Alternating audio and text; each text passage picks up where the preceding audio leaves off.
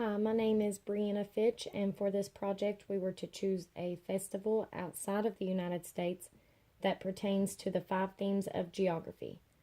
For my project, I chose the festival Dia de los Muertos, which we usually know as the Day of the Dead.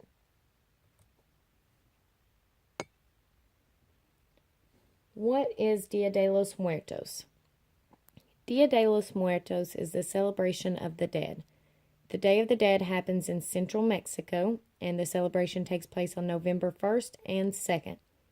It is said that the gates of heaven open up at midnight on the day of October 31st, and this is when the spirits of those who are gone from earth can come back and be reunited with their loved ones who had prepared the festival in honor of them.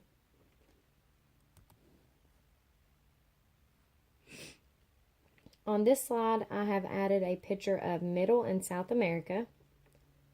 Even though Dia de los Muertos can be celebrated in the United States, it is mainly celebrated in its prime place, which is Mexico.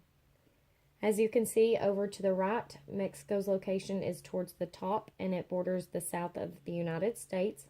It also borders to the east with the Gulf of Mexico, and to the east-south the Caribbean Sea, and to the west and south is the Pacific Ocean. You can see on down is Brazil, Colombia, Ecuador, Peru, etc. 5 themes of geography: place and human characteristics. The Day of the Dead is part of the 5 themes of geography, and it pertains to place and human characteristics. Human characteristics can include practicing certain religions, common foods, or any man-made cultural features of a certain location. And for this instance, my location I chose is Mexico because that is where Dia de los Muertos takes place. In central Mexico, Dia de los Muertos is a big celebration that takes place every year. The Day of the Dead comes from both Aztec traditions and Catholic celebrations of All Saints' Day, which is November 1st, and All Souls' Day, which is November 2nd. These types of celebrations is what makes Mexico unique and different. And as you can see on the right of my slide, I have added another picture of Middle and South America. And you can see up here in the top left corner is a location that I chose, which is Mexico, and the festival that happens there every year is Dia de los Muertos.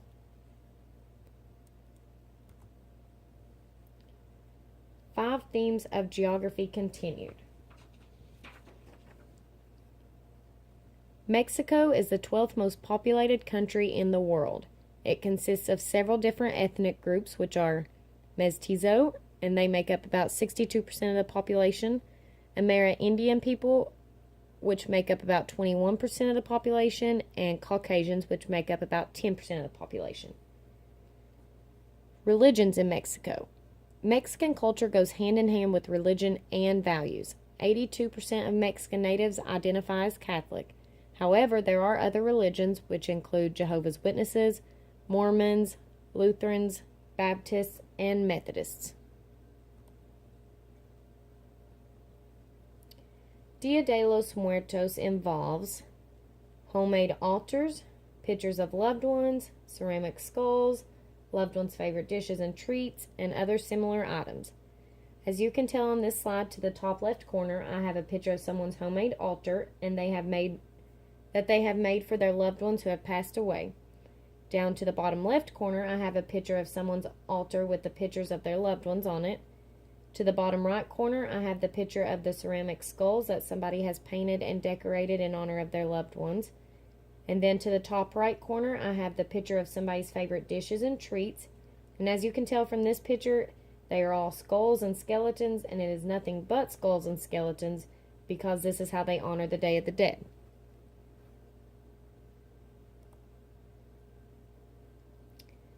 Calacas and calaveras. Calaca and calaveras are known as little human figured skeletons or skulls that are decorated and put out in honor of the loved ones they have lost. These figures can be made year-round and set out as decorations throughout the year. However, they are used as decorations on the Day of the Dead, but they can also be used as decorations and edibles later on for the guests or the other family members. As you can tell right there Right here is a picture of the woman figure skeleton that they have dressed up and decorated. And then down on the bottom right corner is little skulls that are decorated, which appear to be cookies for the guests later on during the celebration.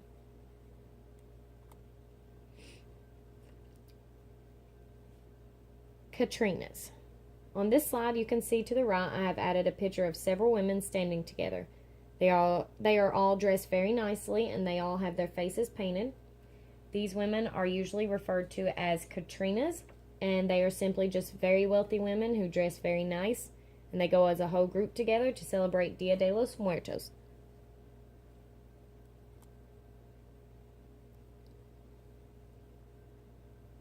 During Dia de los Muertos, the family members clean the loved ones' graves and decorate them as well. The members are to put lots of drinks and foods on the altars for the spirits because of their long journey home.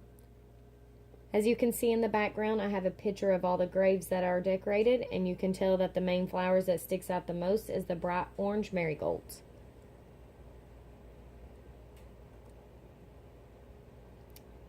Ofrendas. What are ofrendas? First, ofrenda is the Spanish word meaning offering or offerings.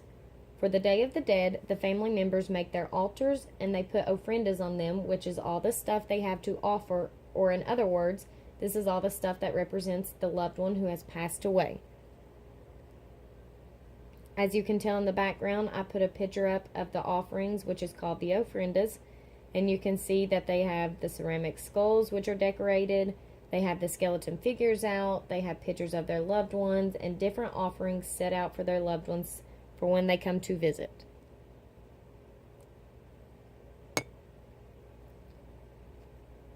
On this slide, we are still talking about ofrendas. What is the purpose of ofrendas? The ofrendas are what the family members put out and decorate as offerings for their loved ones who have passed away. In the background, as you can see, I put another picture of the family members who are standing around the loved ones' graves, and they have them all decorated and set up nice and neatly.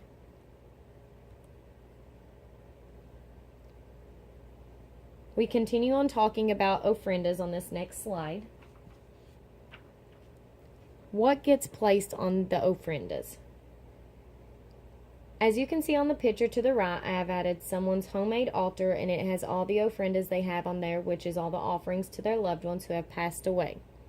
You can tell that they have got skull figures, they have photos of their loved ones, candles, and just different offerings that represent their loved one who has passed away.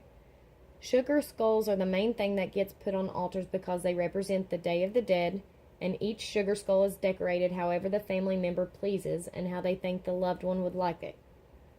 The sugar skulls can be edibles or they can be set out just for decorations only. The deceased's favorite foods get put on the altar, such as tamales, pumpkin seeds, or a variety of other kinds of seeds. Some include alcohol on the altars, water, etc. Some family members even include figurines of dogs on the altar. The figurines of dogs on the altars is said to be believed that when the spirits take their journey back home, the dog figurines are said to make their journey back to eternal sleep a little bit easier. And as you can see, there's also candles up and so on, and these are just the main offerings that they put up for their loved ones on the altars. Why are ofrendas so important? A lot of people ask this question because a lot of people don't really know what Dia de los Muertos is all about. So therefore, they always ask, what are ofrendas and why are they so important? Ofrendas are the one most important components of Dia de los Muertos. When the spirits make their journeys to earth for Dia de los Muertos, it is said that the day is for celebration and not sadness. This is because the journey is already rough enough so that if they make it a sad party, then it is believed that it can make the spirits' journey harder for when they go back. The ofrendas are simply offerings laid out on the homemade altars. The family members lay out items that the deceased used to love, such as foods, drinks, figures of dogs, etc., orange marigolds, white marigolds, and so on. The ofrendas are mainly in the household areas, but they can be made for the tombstones and grave sites, but they are mainly for the family members in their homes, that way the loved ones who passed away know that they are always thinking about them. These ofrendas can be kept up all year round, and it does not just have to be for the Day of the Dead celebration. It can be put up all year round so the spirits know that the family members love them and still miss them to this day.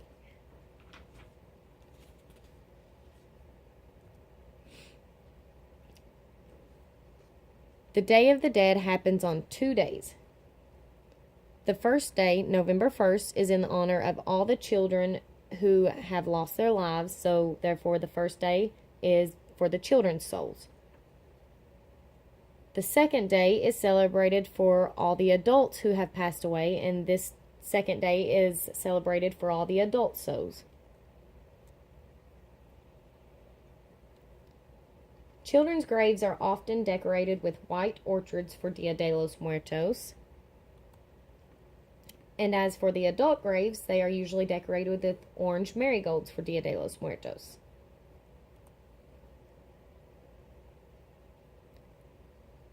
What happens on Dia de los Muertos? On Dia de los Muertos, the dead wakes up from their eternal sleep. They partake in the community parties that their family and loved ones have put together for them. The loved ones are celebrated with the activities that they used to enjoy and with objects that were once dear to them. Such activities can include dancing, music playing or listening to music, foods, drinks, etc. What happens on Dia de los Muertos? This slide is continued from the previous slide. The Day of the Dead is often looked at as a sad celebration from those who don't really fully understand, because thinking about the death of a loved one can be a traumatizing experience, but it is actually a happy, loving atmosphere throughout the entire celebration.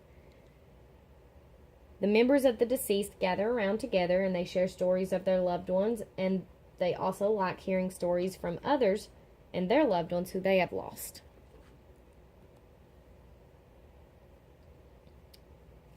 Day of the Dead celebrated throughout. When we think of the Day of the Dead, we think of only Mexico celebrating it, but it is celebrated throughout the Catholic world, which is known as All Saints' Day and All Souls' Day. Other places that have celebrations similar to the Day of the Dead are Italy, Spain, South America, and the Philippines.